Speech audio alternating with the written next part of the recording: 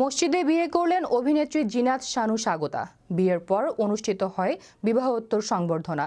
গত বছরের ডিসেম্বরে বিয়ের ঘোষণা দিয়েছিলেন অভিনেত্রী। সেই ঘোষণা অনুযায়ী রাজধানীর মহাখালীর একটি মসজিদে বিয়ের আনুষ্ঠানিকতা সারেন তিনি। বিস্তারিত ডেস্ক রিপোর্টে। বিয়ের পিঁড়িতে বসেছেন অভিনেত্রী জিনাত শানু স্বাগতা। তার বরের নাম হাসান আজাদ। গত বুধবার দুপুর 12টায় রাজধানীর মহাখালীর গাউসুল আজম মসজিদে বিয়ে হয় তাদের। এ সময় দুই পরিবারের সদস্যরা উপস্থিত ছিলেন। এরপর শনিবার অনুষ্ঠিত হয় বিবাহোত্তর সংবর্ধনা। বেশ আয়োজনে বিয়ে করেছেন স্বাগতা। বিয়ের শুরুটা সাদাসিধে হলেও এরপর দুটি বড় অনুষ্ঠান করেন তিনি। প্রথম অনুষ্ঠানে তিনি পাশ্চাত্য আঙ্গিকের পোশাক পরেন। সাদা অফ শোল্ডার গাউনে দেখা যায় অভিনেত্রীকে। তার স্বামীকেও দেখা যায় একই রঙের টাক্সিডো স্যুটে। আর 27 জানুয়ারি অনুষ্ঠিত হয় তাদের বিবাহোত্তর সংবর্ধনা। রাজধানীর মধ্যে হলেও বিশাল বড় খোলামেলা পরিবেশে হয় এই অনুষ্ঠান। স্বাগতা তার রিসেপশনে পরেছিলেন স্পেশাল ডিজাইন করা অরেঞ্জ রঙের জামদানি। তার স্বামীও ম্যাচিং করে শেরওয়ানি পরেছিলেন। দুজনকে একসঙ্গে ভীষণ মানিয়েছিল। জামদানি, ম্যাচিং ওড়না, গা ভর্তি সোনার গয়না, চমৎকার মেকআপ, চোখের লেন্স, সব মিলিয়ে বধূ বেশি স্বাগতার দিক থেকে চোখ ফেরানো যাচ্ছিল না।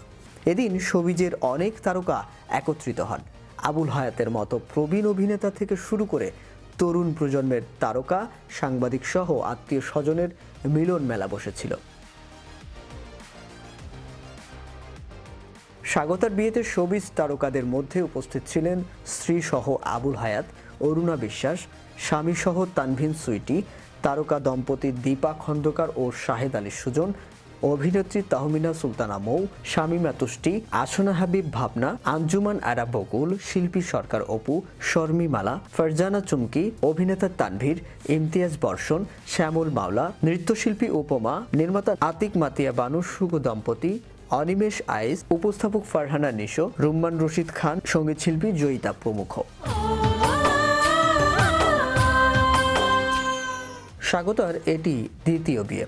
চিত্রগ্রাহক রাশেদ জামানের সঙ্গে বিচ্ছেদের পর নিজের মতো করে জীবনযাপন করছিলেন এই অভিনেত্রী। আমি পাহাড়ের চূড়া। বছরখানেক একা থাকার পর আবারও সংসারী হওয়ার পরিকল্পনা করেন। স্বাগতার স্বামী হাসানের জন্ম, বেড়ে ওঠা ও পড়াশোনা যুক্তরাজ্যে।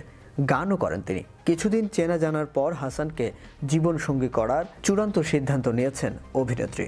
গত বছরের সেপ্টেম্বরে স্বাগতাকে তার বান্ধবী ঢাকার একটি ক্লাবে নিয়ে যান। ওখানেই হ্যাং আউট করতে গিয়েছিলেন তারা। অভিনেত্রীর বান্ধবীর এক বন্ধুর সম্পর্কে হাসানের কাজিন হন। হাসানও সেখানে ছিলেন। সেটি প্রথম দেখা। এরপর থেকে দেখা হয়নি তাদের। প্রসঙ্গত গত বছরের নভেম্বরে হাসানের সঙ্গে আবারও দেখা হয় স্বাগতার।